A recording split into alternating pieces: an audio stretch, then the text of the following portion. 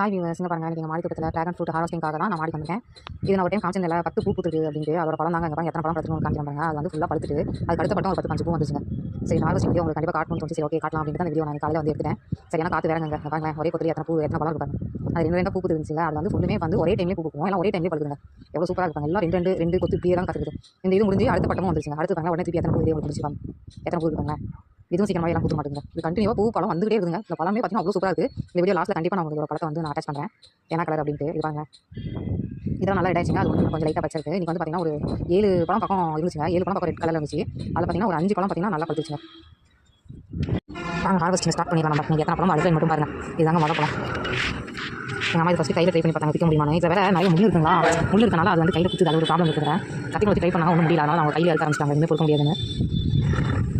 இது பாருங்க, 2 பழம் இருக்குது. ஆனால் ஒன்று வந்து கொஞ்சம் காயாக இருக்குங்க. ஆனால் இது பார்த்தீங்கன்னா நாளைக்கு இல்லை ஈவினிங் ஃபுல்லாக பறிச்சலாம், அந்த மாதிரி தான் இருந்துச்சு.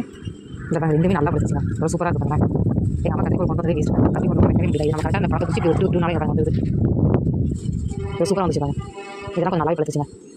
இந்த இதில் பாருங்க, இது வந்து ஒன்று பழுத்துருக்கு, ஒன்று வந்து கொஞ்சம் லைட்டான சிறப்பில் தான் இருக்குது. எப்படி இருக்காங்க, கொஞ்சம் காயாக தான் பறிக்க கஷ்டமாக இருக்கும். இது பழமாக இருக்கும், கொஞ்சம் பக்கம் பறிச்சுங்க. பாருங்க, 5 பழம் நீங்கள் பறிச்சிருக்காங்க. எதுக்கும் பார்த்தீங்கன்னா செடி பார்த்தீங்கன்னா நீங்கள் நினைக்கிற மாதிரி அவ்வளோ பெரிய செடியெல்லாம் கிடையாதுங்க. ரொம்ப சின்ன சின்ன டப்பா தான் வீட்டு தோட்டத்தில் சும்மா தான் வாங்கி வச்சோம். ரொம்ப குட்டி குட்டி டப்பா தான் வச்சோம். ஆனால் இதுவே பாருங்கள் எந்த அளவுக்கு வந்து மட்டும் பாருங்கள். இதே எத்தனை பூ காய் இது முடிஞ்சு திருப்பி அடுத்து வந்து இன்னும் நிறைய காய்க்குங்க. பாருங்க, பின்னாடி பக்கம் போய் காமிக்கிறாங்க.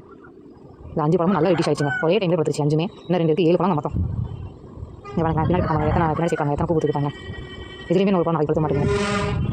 நார்மலாக இந்த கம்பியை போட்டு வச்சு ஷெட் போட்டாலே போடுங்க, வேறு எதுவுமே தேவை. நான் ரொம்ப வெயிட் வச்சா வந்து லைட்டாக மேலே போடுவேன், அந்த மாதிரி இது மாதிரி போட்டு போகணும். இல்லை பாருங்க, ஒரு குச்சியில் எத்தனை பூ எடுப்பாங்க, ஒரே பூ தாங்க, ஒரு கடையில் இத்தனை பூ வருது. லைனாக அந்த கணக்கு வந்துகிட்டே இருந்தது.